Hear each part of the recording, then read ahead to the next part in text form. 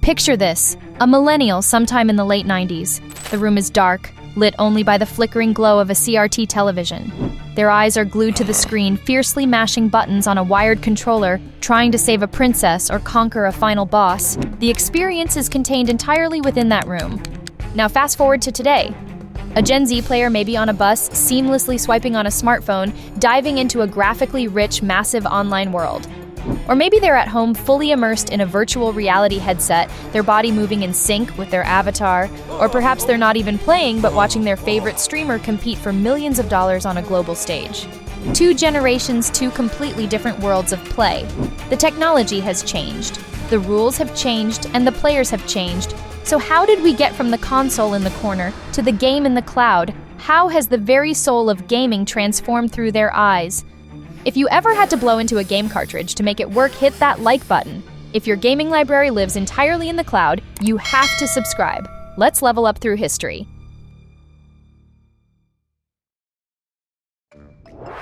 Devices and access from the living room altar to the pocket-sized portal.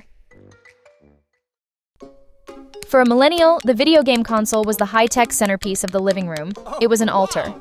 Consoles like the Nintendo Entertainment System, the Sega Genesis, or the revolutionary Sony PlayStation were significant, expensive investments.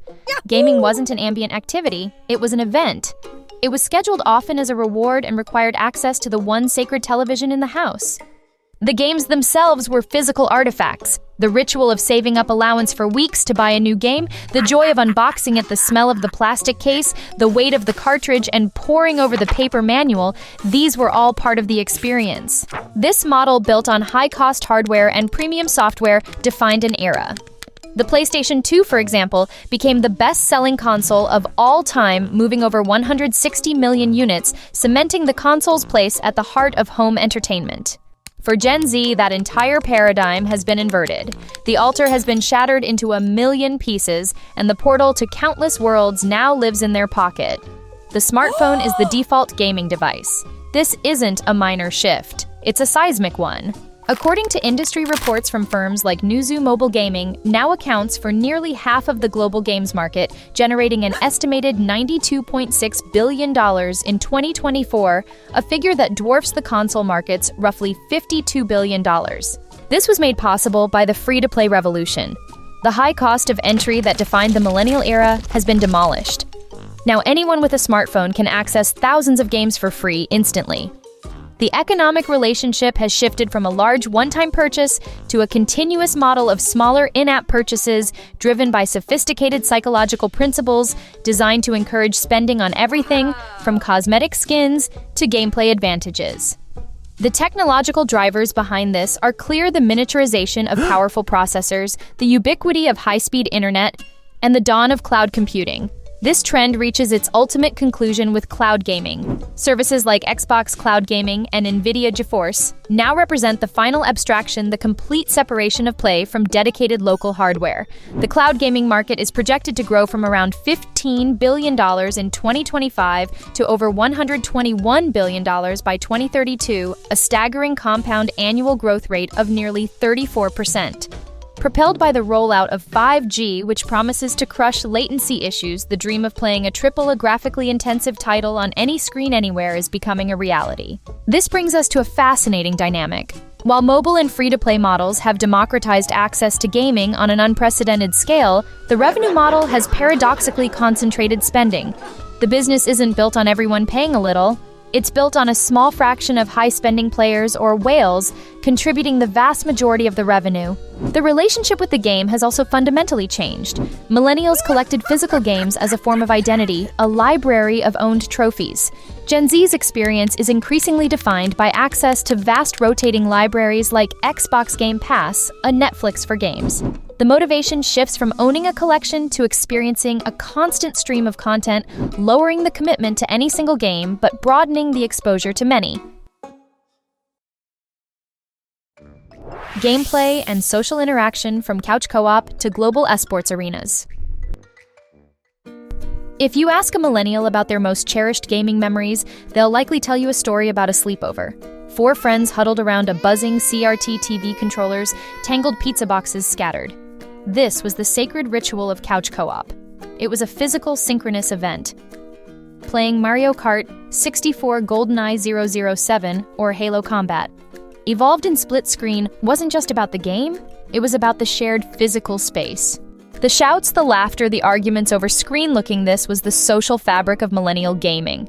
The very design of consoles with 2 and later 4 controller ports was a testament to this philosophy of local in-person play.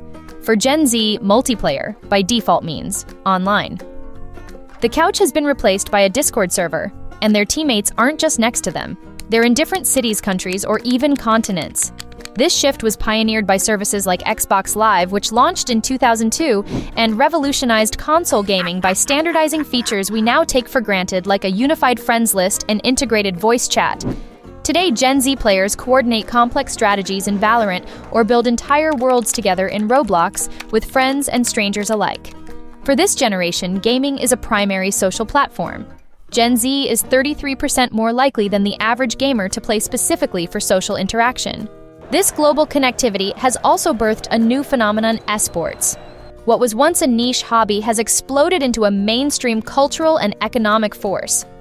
Global esports viewership is projected to reach over 640 million people by 2025, with top tournaments like the League of Legends World Championship pulling in peak audiences of nearly 7 million viewers, more than many traditional sporting events.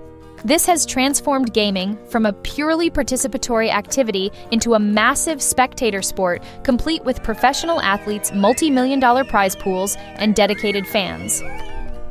This evolution reveals a fundamental change in what playing together means. The high-context physical intimacy of couch co-op has been traded for the immense scale and accessibility of global networks. This mirrors a broader societal shift where digital-first interactions are the norm. For many in Gen Z, a Discord server is their generation's mall or neighborhood park, a primary third place for social gathering. Furthermore, the rise of spectatorship has created an entirely new way to be a part of gaming culture. The fan who engages not by playing, but by watching following teams and participating in the surrounding media ecosystem is now a crucial part of the industry's economic model, which increasingly mirrors traditional sports with media rights and sponsorships. We've seen the legendary battles 8-bit versus 4K couch co-op versus global esports. But what's your ultimate gaming memory? Drop your favorite childhood game and your current obsession in the comments. Let's see which generation takes the lead. Graphics and immersion from pixelated charm to photorealistic worlds. For millennials who grew up in the 8-bit and 16-bit eras, graphics were an exercise in abstraction. A handful of pixels had to convey character, emotion, and action. The magic of Super Mario Bros. Or The Legend of Zelda wasn't just in their mechanics, but in the way our imaginations were required to fill in the gaps to build a world around the charmingly simple sprites. The leap to 3D with the Nintendo 64 and PlayStation felt like a monumental shift, a step toward a new kind of immersion, even if the characters were made of blocky polygons. This entire era was defined by incredible creativity born from limitation. It's a fact that the entire game file for Super Mario Bros. 3 was less than 1 megabyte smaller than a single high-resolution texture in a modern title. For Gen Z, that sense of wonder has been replaced by a baseline expectation of realism. Photorealistic graphics, 4K resolution, and advanced rendering techniques like ray tracing are not aspirational features. They are the standard for AAA games. When a Gen Z player sees a pixelated character, their first thought might not be nostalgic, but why are the graphics broken? The new frontier of immersion for this generation is virtual and augmented reality, which they see as a natural extension of play, a way to achieve total sensory submission to the game world. This insatiable demand for fidelity is directly reflected in the data footprint of games. The average PC game installation size has exploded from just 11 GB in 2012 to a staggering 80 GB in 2023. Titles like Call of Duty can now demand over 200 GB of storage space when all of their content is installed. This exponential growth is driven by the need for massive files, 4K textures, complex 3D models, and extensive uncompressed audio for dozens of languages. This is only possible because of the plummeting cost of storage. A 1 terabyte hard drive that cost $400 in 2007 can be bought for under $50 today. This aesthetic evolution has inverted the relationship between graphics and gameplay. In the millennial era, gameplay was king, and graphics served the mechanics. Today, in the AAA space, the immense cost and labor required to create photorealistic open worlds often means that game design and budget are dictated by the pursuit of graphical fidelity. This can sometimes lead to games that are visually breathtaking but mechanically familiar. It also explains the vibrant counterculture of indie games, which often use retro aesthetics to free up resources for innovative gameplay appealing to a desire for mechanics over raw visual power. The very definition of immersion has split. Millennial immersion was often imaginative, a cognitive act of co-creating the world with the game. Gen Z immersion is increasingly sensory, an act of submitting to a world so visually convincing it feels real. Social perception and identity, from kids' play to respected profession. In the 1980s and 90s, the gamer identity was a liability.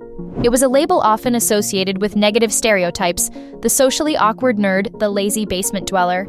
Gaming was widely perceived as a childish, unproductive hobby, primarily for boys. Parents worried about the hours their kids were wasting in front of a screen, and media-fueled moral panics over the violence in games like Mortal Kombat and Doom only reinforced the stigma. To be a gamer was to be part of a subculture often misunderstood and looked down upon by the mainstream. For Gen Z, that stigma has all but vanished. The gamer identity has been legitimized, mainstreamed, and even professionalized. Today's most popular gamers are not hidden away.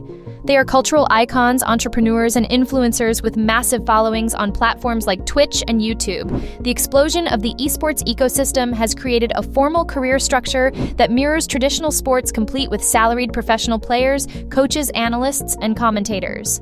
But perhaps the most powerful indicator of this cultural shift is the embrace of gaming by formal institutions.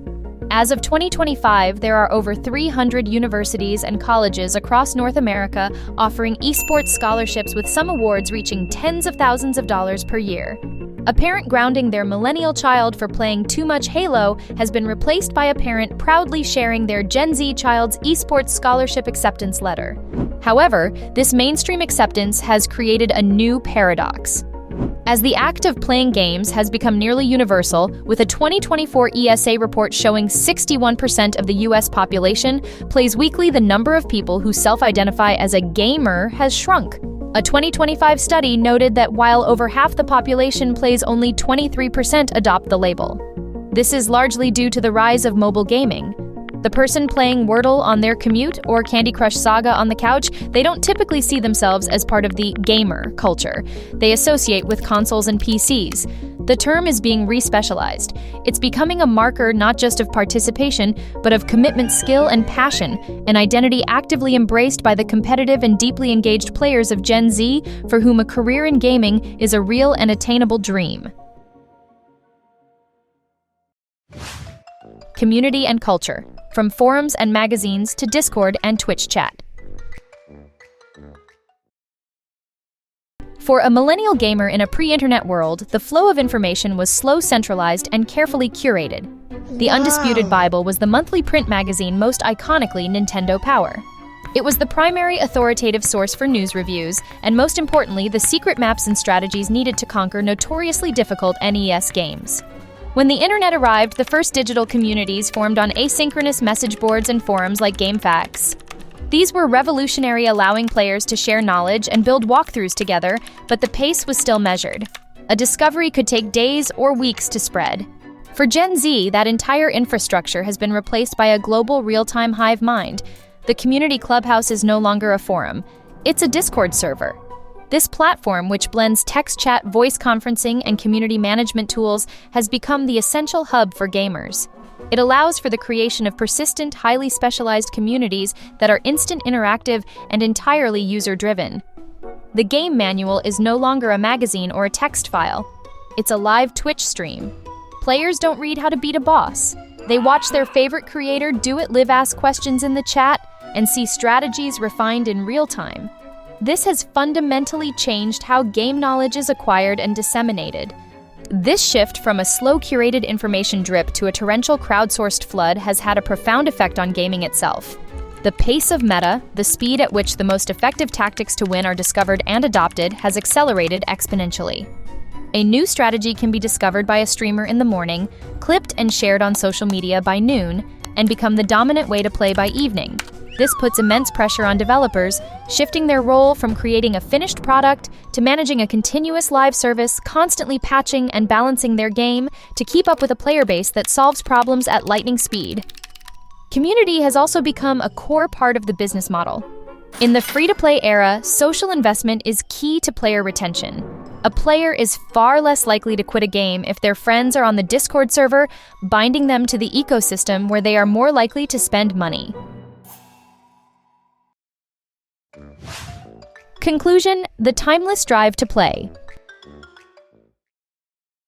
From the Millennials' dedicated console to Gen Z's omnipresent cloud, the evolution of gaming is a story of 5 key transformations: a shift in access from ownership to subscription in social play, from the local couch to the global arena in aesthetics, from abstraction to hyperrealism, in identity, from a stigmatized hobby to a professional career, and in community, from slow-moving forums to real-time digital hives.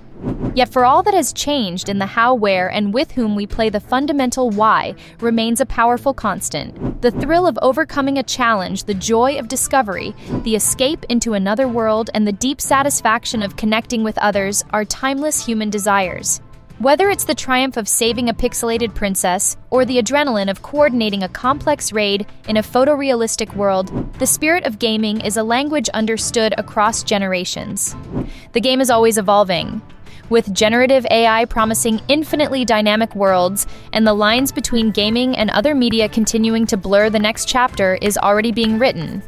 But one thing is certain: gaming is no longer just entertainment. It is a culture, a community, and a powerful mirror of our shared human creativity. From the arcade to the cloud, the game is always on and everyone's invited to play.